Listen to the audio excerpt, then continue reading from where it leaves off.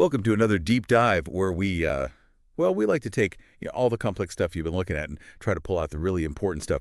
Today it's a question that I think a lot of people are really thinking about these days. Can can artificial intelligence actually, provide mental health support? Like, could it ever actually replace human therapists? Yeah. I mean, imagine. It's like 2 in the morning, uh, you're feeling anxious or something, and instead of waiting who knows how long to get an appointment, you open an app on your phone. Right. And there it is. There's this system that can listen to you and respond. And this isn't sci-fi. Like, this is actually happening now. These AI mental health tools are They real. really are. And it's causing this whole debate about what this means for the future of mental health care. Yeah, and for you, our listener, who's obviously interested in all this, this is much bigger than just like a new app, a new tech trend. It's really about like how we might, access and receive support for our mental well-being, our mental health in the future. For this deep dive, we want to get beyond all the hype and the skepticism too, which is understandable. We really want to understand, what's the real potential here for you when it comes to AI and mental health care. But just as important, we need to understand what are the risks, because it's a big deal to trust something as personal as our mental health to algorithms. Right. And the thing is, this isn't just like a theoretical discussion anymore. I mean, Right. from the research that you sent over, there's some really compelling arguments for how AI could make mental health care so much more accessible, especially for folks who really need help, but, are facing all these obstacles to getting it, like major obstacles. But we also need to talk about the downsides. Yeah. Like, what are the potential risks here? Yeah. There are real concerns about what happens to the privacy of your most personal thoughts, right? And can even the most advanced AI really grasp like the complexity of human emotion? Yeah. And then there are those cases, and these are pretty disturbing, where AI has actually given some really harmful advice. This stuff has real world consequences for you and for everyone, really. Yeah. So let's dive in. What's making this whole AI therapy thing blow up right now? Like, what's the big deal for you, for the average person? Well, I think, when we look at the mental health landscape, we have to acknowledge that there's a huge shortage of therapists, of mental health professionals, and it's not just a minor inconvenience. This is a serious crisis, and especially in rural areas, people might be stuck on these incredibly long wait lists, or they have to, travel for hours just to get an appointment. AI could offer a solution to that. All of a sudden support is available when you need it, wherever you are, all through the devices that you're already using. That's a huge point. I mean, especially if you've been in that situation, like you need help, but you just can't get it. Yeah. And now it's like having help right there in your pocket whenever you need it. Yeah. And it's also, AI is non-judgmental, Yeah. right? I could see how that could be really appealing for people who, have social anxiety, or maybe just feel awkward about talking to another person about their problems. Exactly. If you're struggling with stigma, or maybe you're just afraid of being judged, the idea of confiding in an AI, at least to start, could feel much safer. And what's really interesting is that research is starting to show that people often feel less inhibited and more willing to share sensitive information with an AI than with a human therapist. Wow. So it's not just a feeling. There's Yeah. actually data that says people are more open with an AI in some situations. Yeah, yeah. And there have been clinical trials where certain AI therapy apps have actually helped people significantly reduce their anxiety and depression symptoms. These aren't like, small studies. Some of them are pretty big. And these algorithms, they're getting really good at recognizing patterns in the way you use language, Right. like the words you choose, how you structure your sentences, even like the tone of your voice if you're talking to the app. And they can pick up on those things and maybe even identify shifts in your mental state, sometimes even before you realize that your mood is changing. That's almost like having a built-in early warning system, like your own personal mental health radar or something. It makes sense, though. We've seen how good AI is at recognizing patterns in other areas, like recognizing faces in photos. So why not apply it to how we communicate and how that reflects what's going on mentally? Yeah, exactly. And when you look at, some of the core principles of therapy, like CBT, cognitive behavioral therapy, AI can be pretty good at delivering those. It can help you, do exercises, identify negative thought patterns, and just provide that kind of structured support in a consistent and really accessible way. And if you think about how much stigma there is still around mental health, the fact that people, and especially young people, might actually feel more comfortable talking to a chatbot than going to a human therapist, Yeah. that's a big deal. It could be a way for people to get help without feeling like they're admitting something's wrong with them. That's right. For younger people who have grown up with technology, talking to an AI for mental health support might feel less like they're, revealing a weakness and more like they're just using another app. And of course, there's also the financial piece of this. Yeah. Therapy can be really expensive. It's a real barrier for a lot of people. But a lot of these AI therapy options are free or a lot cheaper than traditional therapies. So it could make mental health care a lot more accessible to everyone. So far, it sounds like AI therapy could be a really good thing. It could help with access and cost, reduce stigma, and even provide some pretty sophisticated support based on, these algorithms. But you said earlier that there are some downsides, some things we really need to be careful about. Yeah.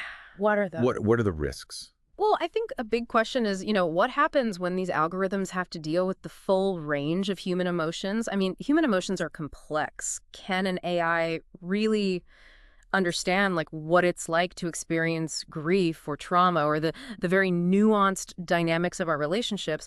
And we've already seen some cases where AI therapy tools have made some really bad Oh, judgments. wow. Like what? Well, there have been a few, thankfully not a lot, but a few cases where chatbots have given dangerous advice.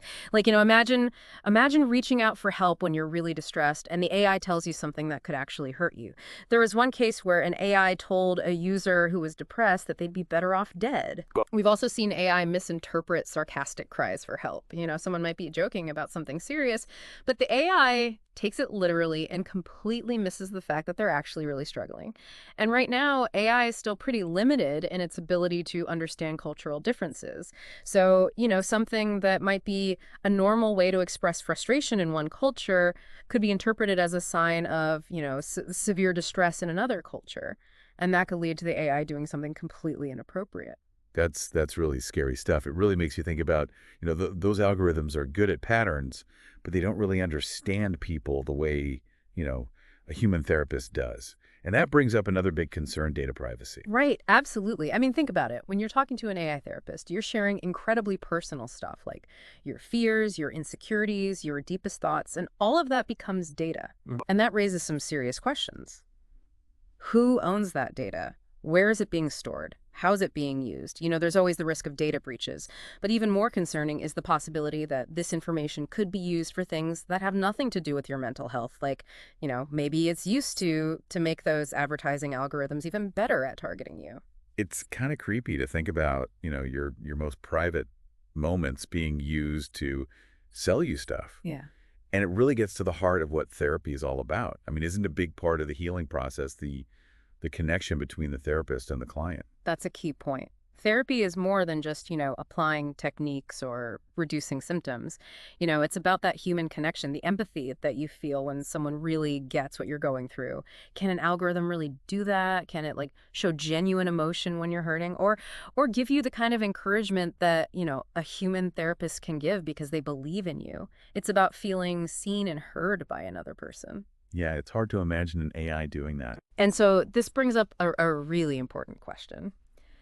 Can AI really replicate the power of human connection, the kind that can be so healing? For a lot of people, that authentic human connection is essential to the therapeutic process. So we've talked about, the possibilities, which are pretty amazing, and the risks, which are definitely there. But does it have to be one or the other? Is it human therapists or AI? Or could there be some kind of middle ground? Yeah, I think a hybrid approach could be really promising. Instead of replacing therapists, AI could work alongside them. Imagine AI could handle the initial screenings and maybe provide some basic interventions, and that would free up human therapists to focus on those really complex cases that need their expertise. Hmm.